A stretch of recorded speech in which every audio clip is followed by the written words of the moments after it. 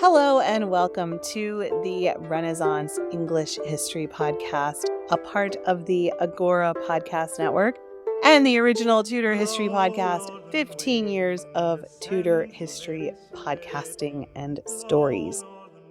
I hope you are having a great afternoon, morning, depending on when you're listening to this.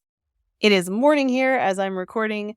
So I'm just going to go with that and say good morning. I hope you're having a wonderful morning. Today we are going to talk about Tudor places you can visit in the US.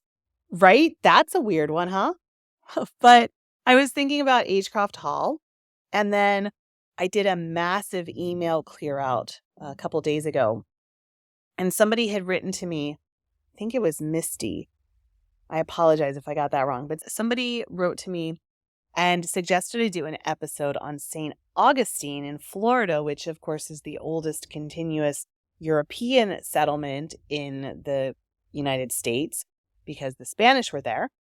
And so I was looking at doing something on that because I thought that was really interesting. And I thought about Agecroft and I thought about all these different places in the US that actually have a connection to the Tudors or the very early Stuarts. And so here we are doing an episode on that. And of course, I was thinking about Agecroft because TudorCon is coming up in, just over a week. I am so excited. I'm so excited to see the community of people in person. We always have such a great time with each other, as well as the streaming people who come online. It is always so much fun to see everybody having conversations online, to see everybody being part of it. Just such a wonderful weekend, and I am really excited. Of course, you can get your online ticket if you haven't yet by going to englandcast.com/TudorCon online and reserving your spot there. I've been getting all of the final preparations done. Things like renewing my Wi-Fi hotspot plan in case the Wi-Fi at Agecroft goes out for whatever reason, and printing out programs and things like that. So it's been a TudorCon sort of time, and I just love it. So thank you for making that possible, and thank you to those of you who come, and thanks to everybody who participates. Let us get into it and talk about Tudor-related places in the U.S. Tudor England has long fascinated Americans, from its politics and dramatic monarchs to its cultural legacy. While the Tudor dynasty reigned across the Atlantic, its influence can still be found in some unexpected places throughout the U.S.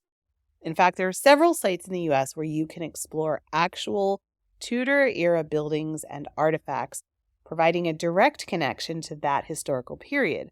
Beyond that, Elizabethan explorers like Sir Francis Drake left their mark on American soil, linking U.S. history with Tudor England's global reach. And finally, we're going to talk about the Tudor revival movement in the 20th century that brought the style and architecture of Tudor England to homes and estates across the country and places you can visit that were part of that Tudor revival. So in this episode, we'll talk about actual Tudor and Elizabethan places like Agecroft Hall, Drake's impact in St. Augustine in California, and Stuart-era locations tied to Tudor history, and Tudor-inspired architecture.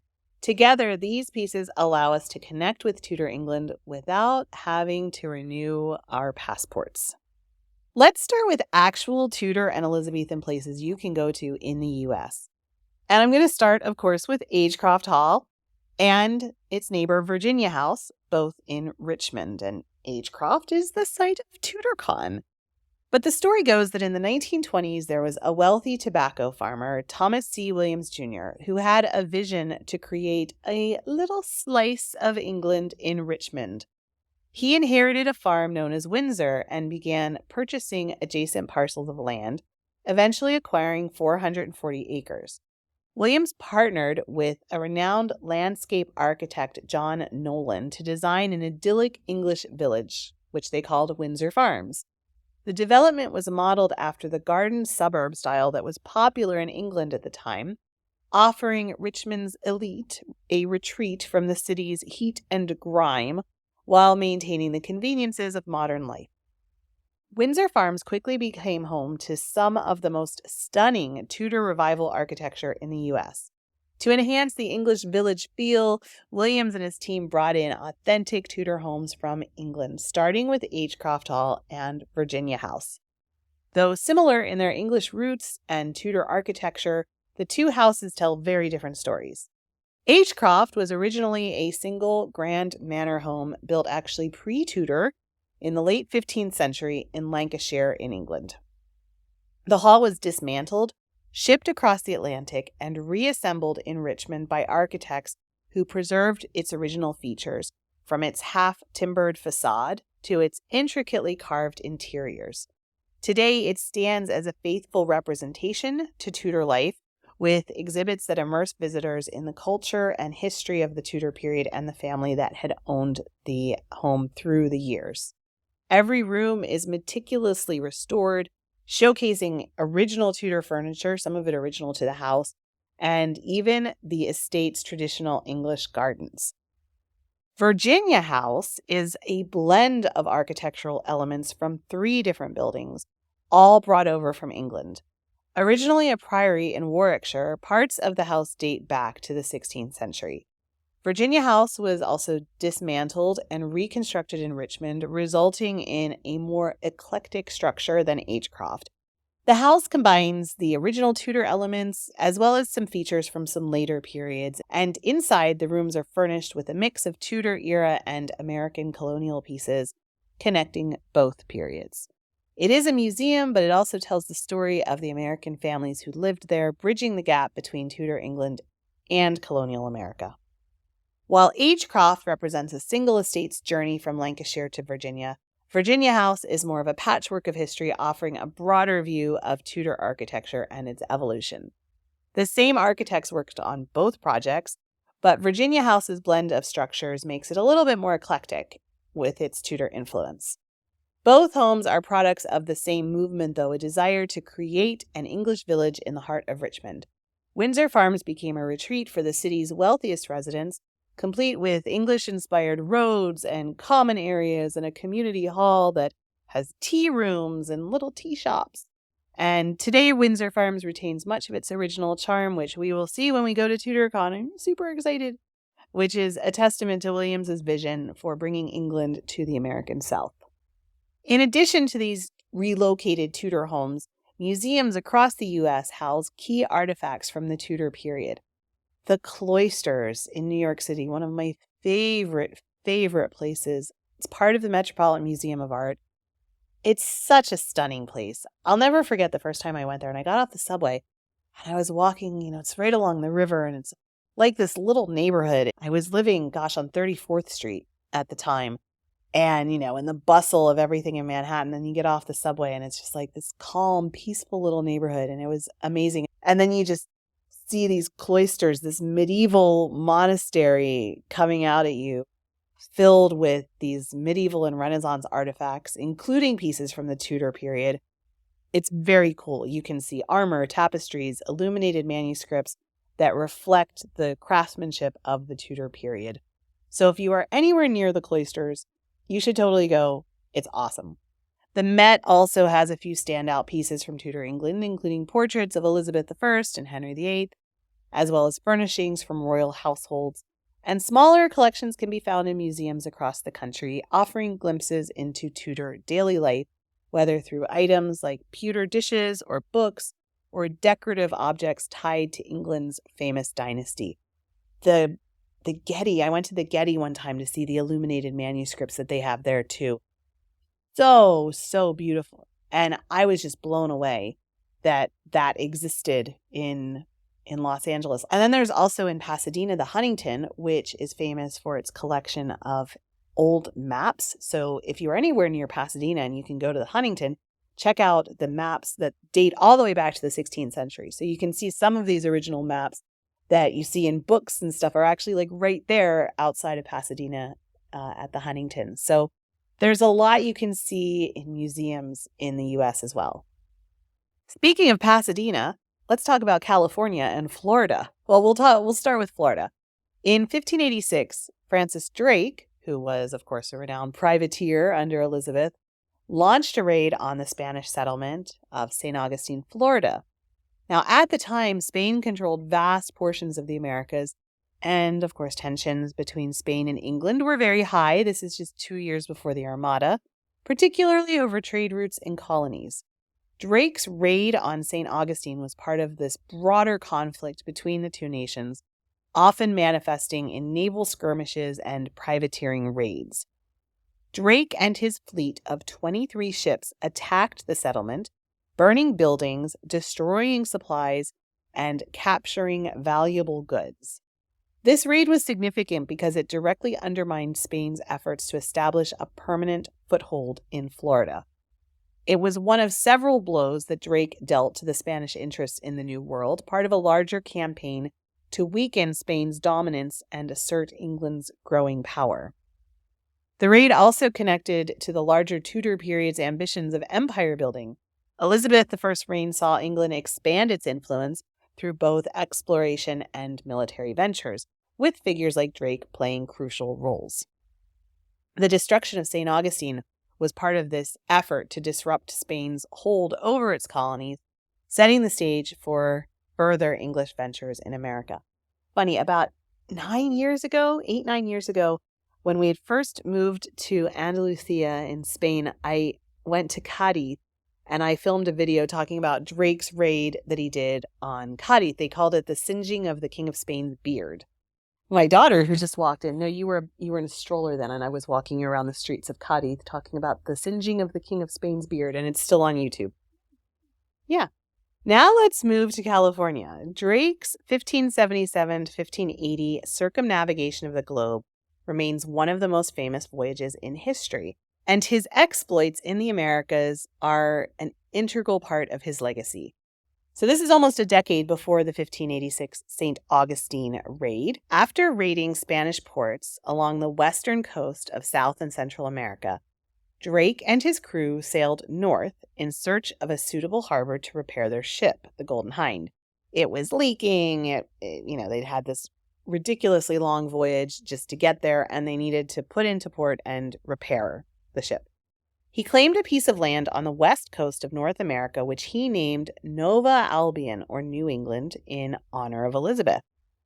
The exact location, though, of this landing has been a source of controversy for centuries. While many have pointed to Drake's Bay, a small inlet near San Francisco, as the site of this landing, there is some doubt. Some historians argue that the description of the coastline and the latitude doesn't align with Drake's Bay. Some scholars suggest that Drake may have landed further north, possibly as far as Oregon. The official records from his voyage were shrouded in secrecy to avoid provoking Spain into open conflict, which leaves the exact location a matter of speculation. Adding to the controversy, a brass plate reportedly left by Drake to mark his claim was discovered near Drake's Bay in 1937. But this was then debunked as a forgery decades later. The plate is now considered a hoax, but the mystery surrounding Drake's exact landing persists. New theories continue to emerge, including arguments that wind currents and Drake's own writings suggest a landing site much further north than previously thought. Regardless of the precise location, though, Drake's travels along the California coast extended England's reach into the Americas, albeit briefly. His claim on Nova Albion, whether in California or Oregon, reflects the ambitions of the Tudor dynasty to challenge Spain's supremacy and explore new territories. Although no permanent English settlements followed, you can drive up along the California coast and get off in Marin County or visit Drake's Bay and imagine that you are this early privateer going around the world, sailing into the unknown. Now let's move on and talk about Stuart and early colonial places with Tudor ties. There is, of course, Jamestown, named after James I, established in 1607, so just 4 years after Elizabeth died, and this is the beginning of permanent English settlement in North America. Though founded during the Stuart period, the roots of Jamestown lie deeply in the Elizabethan legacy.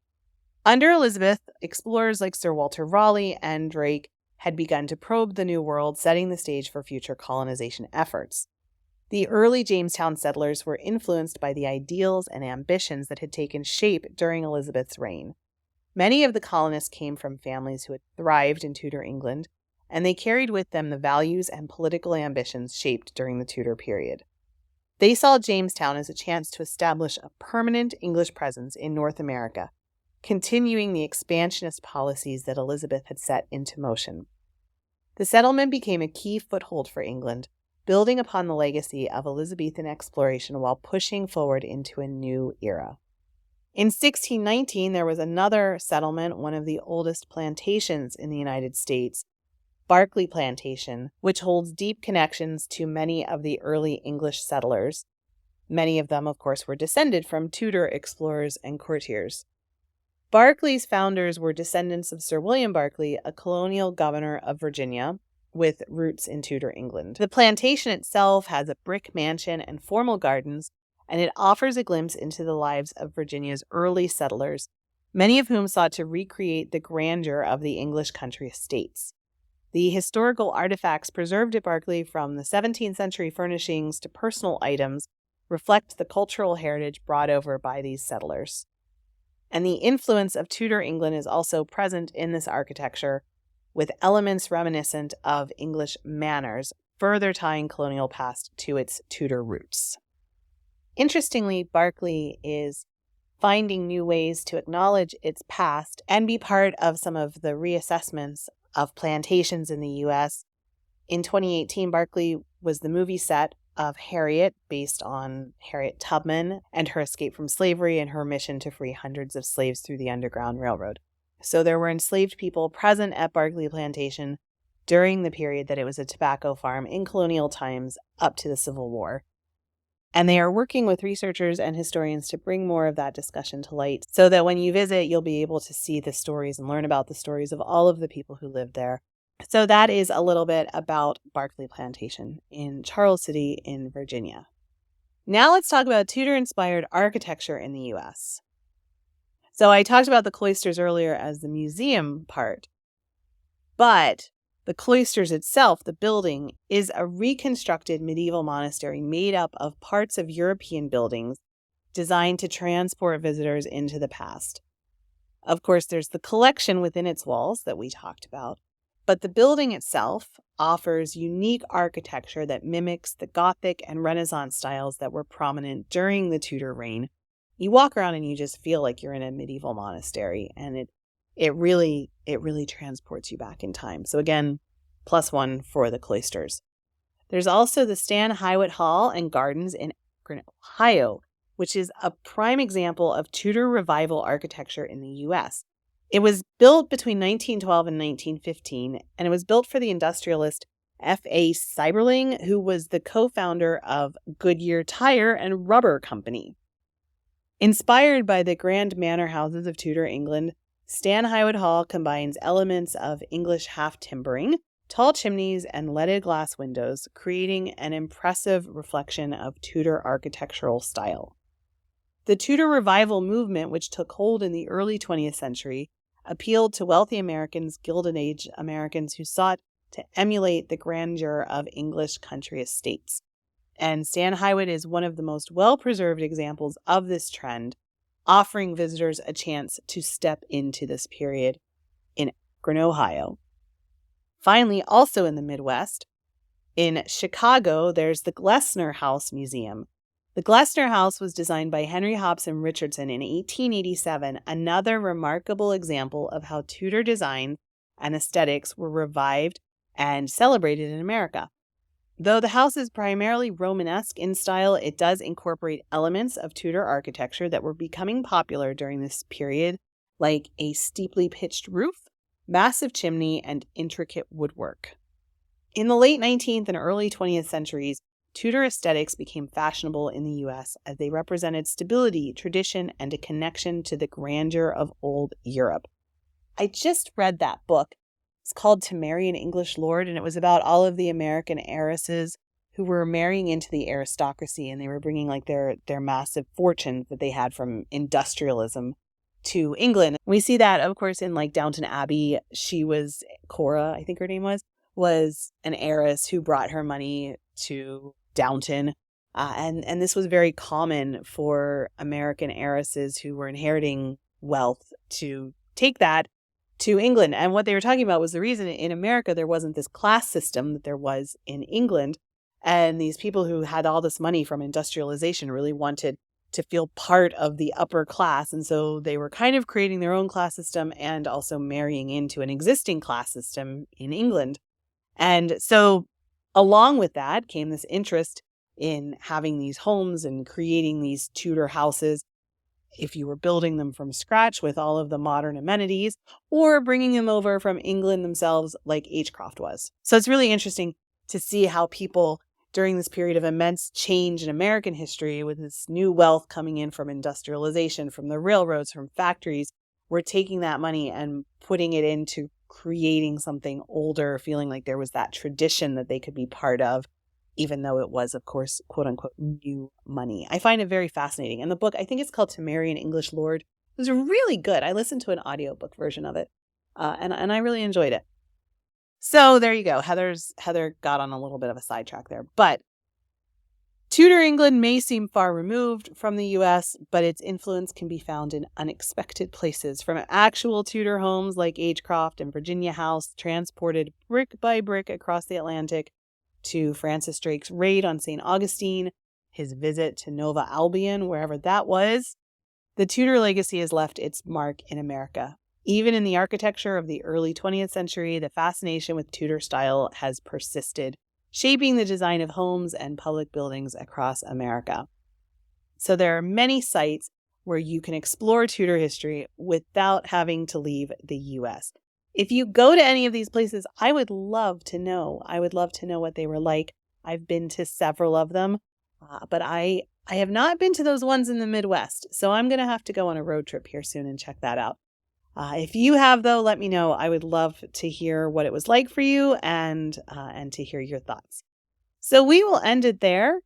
I appreciate you being here. I appreciate your listenership. Just a quick reminder that, like I said, TudorCon is coming up September 20th to 22nd. Did I mention it's at Agecroft Hall?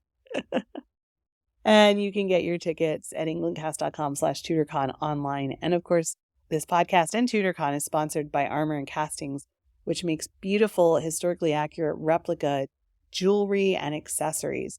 So I highly suggest you check them out, tudor.armorandcastings.com. All right, my friends, thank you so much for your listenership. Thank you for hanging out with me. Oh, I gotta say, I asked in the last episode what you all do when you listen to this show. And I love that people are doing crafts. That's super cool. I hadn't expected that. I had expected maybe some of you were at the gym and some of you were driving, because that's what I do when I listen to podcasts. So you see, I was in my own head because I am, of course, the center of my universe. But there was all this other really cool stuff you guys are doing, like crafting, like having a nice cup of tea, because it's in the UK when my shows generally come out, it's evening. And so you're having your evening cup of tea, and you are playing mindless video games on your phone, which is also something that I do when I'm listening to audiobooks and podcasts. So very cool. Thank you for sharing. I really loved reading those. Okay, I will let you continue doing that, and I will be back again very soon. Thanks so much. Bye-bye. Blow, northern wind, a scent will make me sweating. Blow, northern wind, blow, blow, blow. Ich hatte Bord in Bauerbrick, dat soll ich